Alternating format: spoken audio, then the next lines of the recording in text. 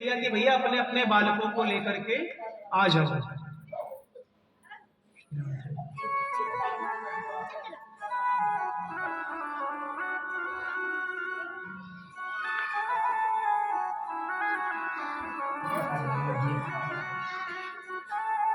श्री वृंदावन बिहारी लाल की।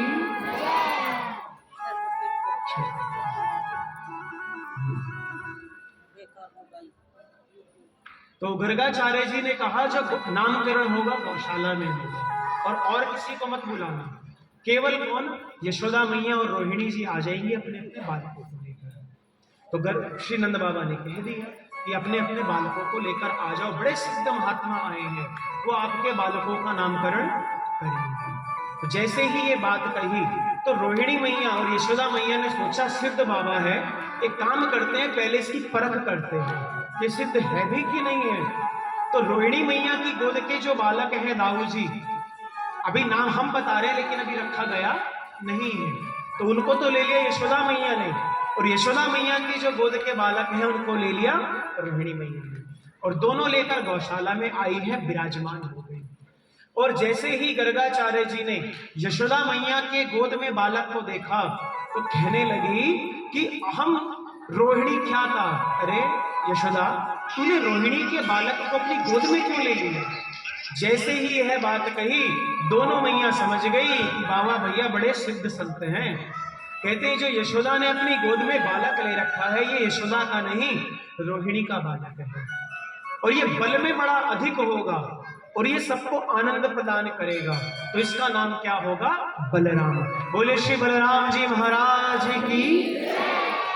और बलराम जी का आकर्षण कर कर देवकी के गर्भ से और महाराज श्री रोहिणी के गर्भ में स्थापित किया गया, तो उनका एक नाम क्या होगा, संकर्षण। तो बलराम जी का एक नाम क्या है, संकर्षण, और नाम रख दिया। और जैसे ही फिर रोहिणी की गोद के बालक को देखा तो उनके नेत्र बंद हो गए, समाधि लग गई। नंद बाबा ने हिलाया डुलाया, भैया क्या हुआ, समाधि लग गई तुम्हारी, नामकरण करो बालक का। कहते इसका नाम मैं क्या रखूंगा, ये तो जगत का नाम रखने वाला है। हमारा 2-3 लाइनें ऐसी कह दी, अरे ये तो बड़ा परमात्मा है, ये है, ऐसा है। अब तो ठाकुर जी को आयो गुस्सा। ठाकुर जी ने आंखें बड़ी बड़ी करके देखी, क्यों देख रहे हैं, और मनी मन कह रहे हैं अभी तुमने अगर मुझे बता दिया कि मैं परमात्मा हूं, ये इसी नंद भवन में एक छोटा सा मंदिर बनवा देंगे और मुझे उसी मंदिर में बिठा देंगे और सुबह शाम सूखी चिरौंजी का भोग लगाएंगे, और जो ब्रज में मैं माखन मिश्री चोरी करने आया हूं, खाने आया हूं, रासलीला करने आया हूं, ये जो मृत भक्षण की लीला करने आया हूं, इन सब लीलाओं को मैं कैसे कर पाऊंगा। तो गर्गाचार्य जी कहते भैया ब्राह्मणों को बात पलटने में कौन सा समय लगता है। उन्होंने तुरंत कह दिया नारायण समूह गुणे, नारायण नहीं है, हाँ नारायण के समान गुण वाला है। जो भगवान नारायण में गुण है ना, वही गुण आपके बालक में है। अच्छा इसका नाम क्या होगा। कहते इसके एक नहीं अनेकों नाम होंगे। पृथ्वी में रजगण कोई गिन ले सामर्थ्य हो सकती है, लेकिन भगवान के नाम को कोई गिन ले भैया उसकी सामर्थ्य नहीं है। भगवान के असंख्य नाम हैं, लेकिन उसमें सबसे प्यारा नाम कौन सा है, कृष्ण। भैया जब कृष्ण लिखा जाता है ना तो क के नीचे भैया एक रिकार रहता है, उसको हमारे यहाँ भाषा में कहा जाता है, जब कोई आपने देखा होगा कोई मछुआरा भैया मछली को पकड़ने के लिए भैया उस कांटे को लगाता है, उस कांटे को बंशी कहते हैं। उसमें भैया तिनका फंसा देता है और भैया मछली जब उस तिनके को मुंह में लेती है वह बंशी उसके मुख में अटक जाती है। तो कृष्ण नाम में भी जो ये भैया क के नीचे बंशी है ना, ये भी कांटा है। इस कृष्ण ने जिसको भी पकड़ लिया भैया फिर ये उसको छोड़ता नहीं है। जब तक तुम नहीं पकड़े गए हो तो तुम मौज में हो, और जिस दिन उसने तुम्हें पकड़ लिया तो भैया दुनिया का कोई भी बड़े से बड़ा व्यक्ति आ जाए तुम्हें छुड़ा सकता नहीं। क्योंकि हमारे यहाँ पर एक पद गाते हैं, उसमें कहते हैं कि अरे भूत हो तो छुड़ाए छुड़े, पर नंद को पूत लगे तो छुड़े कहो कैसे। अगर भूत हो तो भैया बुलाओ किसी तांत्रिक को छुड़वा दिया जाएगा, लेकिन जिसको नंद का पूत लग जाता है वो भैया उसका पीछा छोड़ता नहीं है। ये नंद का पूत भैया कैसा है। श्री वृंदावन बिहारी लाल की। तो भैया जिसको भी वो नंद का पूत लग जाता है उसका पीछा फिर कभी भी वह छोड़ता नहीं है। सुंदर आगे भैया लीला आती है। हमारे ठाकुर जी अभी थोड़े से बड़े हो गए, इतने बड़े हो गए कि भैया घर के बाहर जाने लगे। और जब घर के बाहर निकले तो भैया उनके कुछ मित्र भी बने, जितने गोप ग्वाल थे सब उनके मित्र भी बने। और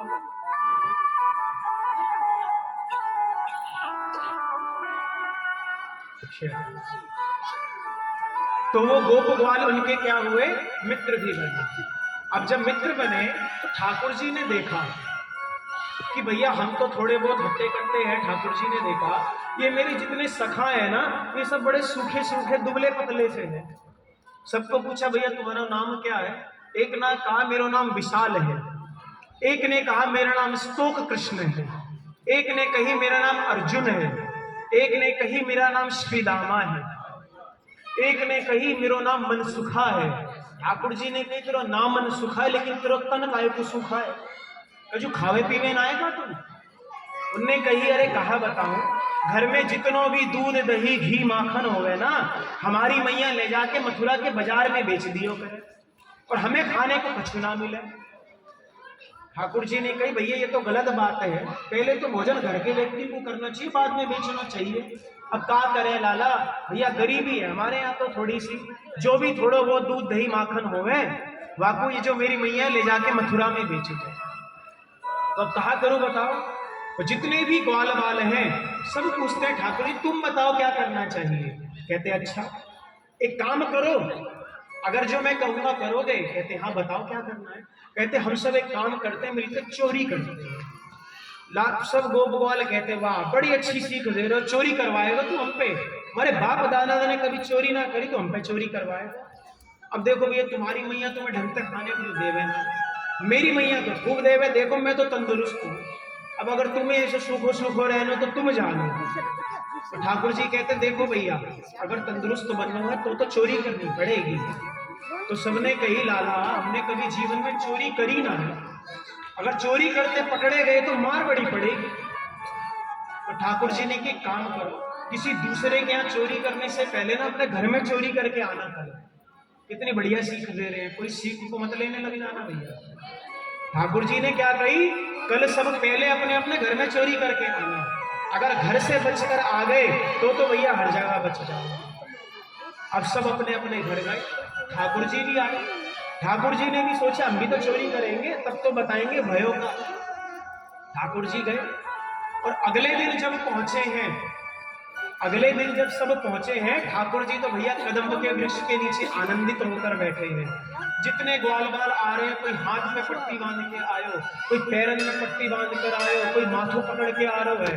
ठाकुर जी ने भी कहा भाई ये तो सारे सब तेरी गलती है, ये तो तेरी वजह से हमारे हाथ में चोट लग गई, पैर में चोट लग गई, मैया ने दौड़ा दौड़ा के मारो है, जीवन में ते कभी ना मारो जितने कल मार पड़ी है, और सारे हम तो ही मिल के मारेंगे सारे। भैया हमारे यहाँ ठाकुर जी को भी गाली दे रहे हैं, अब तुम मत देने लग जाइए, हमारे बस ये ब्रज के जो लोग हैं वही करें बस। तो उनने कही क्यों रे तेरो हाथ पैर सब कुछ ठीक है, तब तूने चोरी ना करी? कहते हाँ मैंने भी करी। तो तू बच गया, हमें कौन पकड़ेगा? अच्छा कैसे चोरी करी ने बता? कहते मैं गयो अपने घर में, वहां पर एक भैया ऐसो कमरो जहां पे मेरी मैया ने दूध दही घी सबके भांड रखे हुए, मटका रखे भाई। मैं घुसो वहां में, पहले मैंने देख ली चारों तरफ कोई है तो ना है, मैं घुसो वहां। अब मैंने कहा करी मटका में हाथ दियो, माखन पड़ो हमें बड़ो ठंडो ठंडो बड़ो आनंद आया। जैसी हाथ दियो और निकालो मैं माखन को देखूं, माखन मेरी ओर देखे। अब माखन सोचे ही तब मैं कृष्ण के मुख में जाऊं और भूल जाऊं, माखन भी सोचे भैया। और जैसे ही मैंने माखन को लेके अपने मुख में अपने होठन को स्पर्श ही करायो, तुरंत पीछे तो मैया ने पकड़ लियो। कहते अब कहा क्यों तैने? कहते अरे तू पूरी बात तो सुन, कहा क्यों मैंने? कहते मैया ने पकड़ लियो। मैया ने कही क्यों रे लाला तू घर में चोरी करे? तो ठाकुर जी ने कि नाना मैया, अरे तेरो लाला तू मुझे सुबह शाम खावे पीवे को तो मैं चोरी कर सकूंगा? नाना तो फिर तेरे हाथ में माखन लगो है, मुख में माखन लगो है, कैसे लगो बता? कहते मैया ये जो तैने मेरे हाथन में ये पद्मराग मणि के जो कडूला पहना रखे है ना, जब यहाँ पे सूर्य भगवान को ताप लगे ना, ये बड़े गर्म हो जावे, ये बड़े गर्म हो जावे। और मैया तू ही तो कह माखन बड़ो ठंडो होए करे, तो मेरे हाथन में इतनी गर्मी लगी, इतने जलने लगे। मैंने कहा कि यो अपने हाथ की गर्मी को मिटाने के लिए या माखन के मटका में हाथ दे दियो। अच्छा ठंडे है गए? कहते हाँ। तो लाला चल समझ में आई, तेरी हाथ में माखन लगो है, मुख में कौन सी गर्मी लग रही है, तू मुख की गर्मी मिटा रहा भाई, मुख में भी तो लगो है।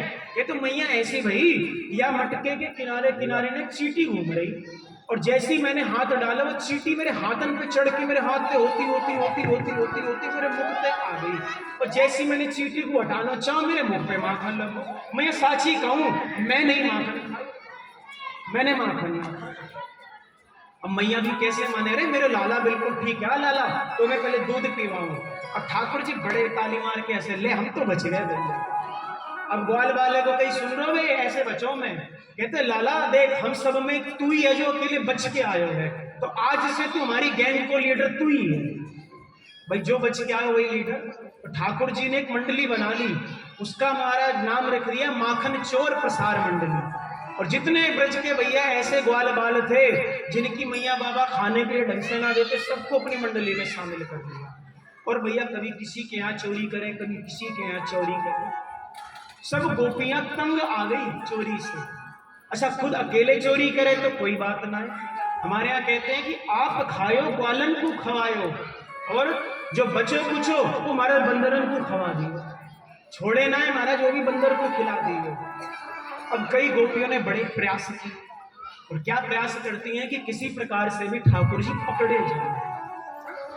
और एक भैया हमारे यहाँ बढ़िया बात ब्रज में, जितनी भी कोई नई नवेली दुल्हन आती ना, सास उसको कह देती कि सबसे तो नजर मिलाई हो, लेकिन उस नंद के छोरा से नजर मत मिलाई हो।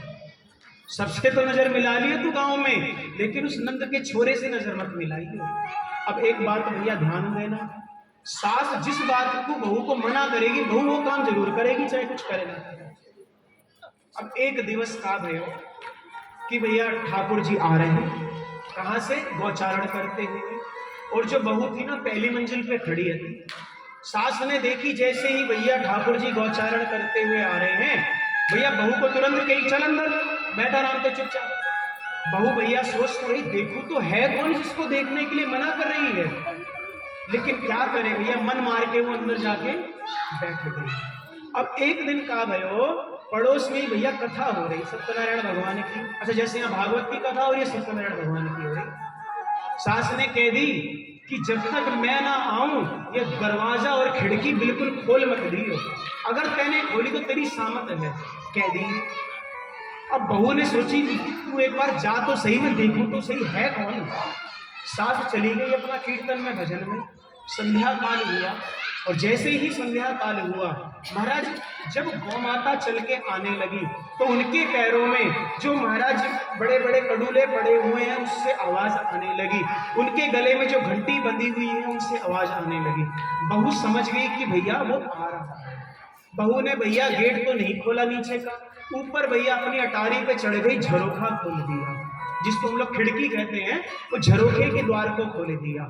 और देख रही है कि भैया सारी गैया निकल गई, उन गैयों के पीछे कुछ 10-12 ग्वाल बाल निकले, लेकिन इन सब में तो ऐसी कोई बात नहीं है जो मेरी सास देखने से मना करे। मैं थोड़ी और दूर दृष्टि देखी तो एक और बालक आ रहा है, अभी धुंधला धुंधला दिख रहा है। क्यों?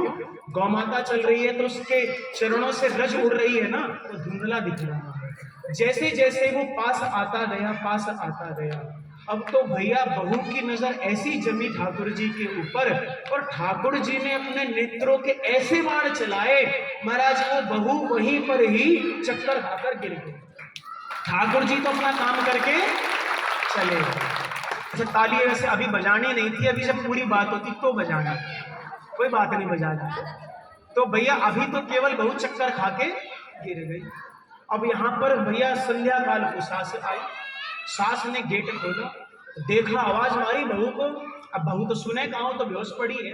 देखा भैया सारे घर में ढूंढो, कोठरे में गई, रसोई में गई, कहीं ना मिली। और जाके देखा तो भैया पहली मंजिल पे झरोखे के किनारे खड़ी। पड़ी हुई है बेसुध होकर।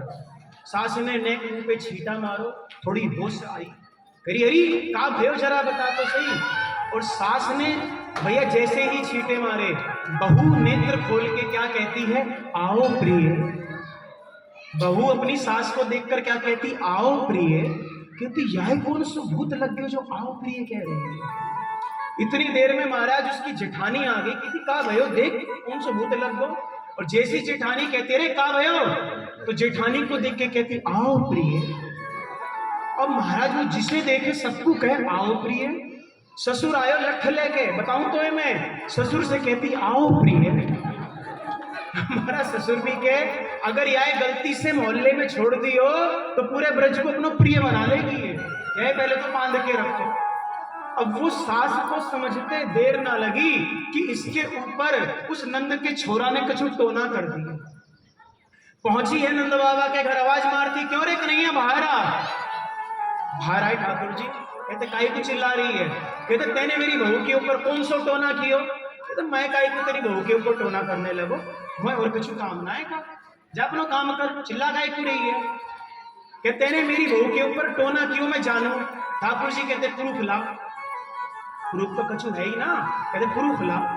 अब वो समझ गए भैया जोर जबरदस्ती तो ये माने गोनाए, प्रेम तक मनाए। अरे लाला देख मेरी बहू की भैया तबीयत कैसी खराब हो गई है, जिसको देखे आओ प्रिय करे।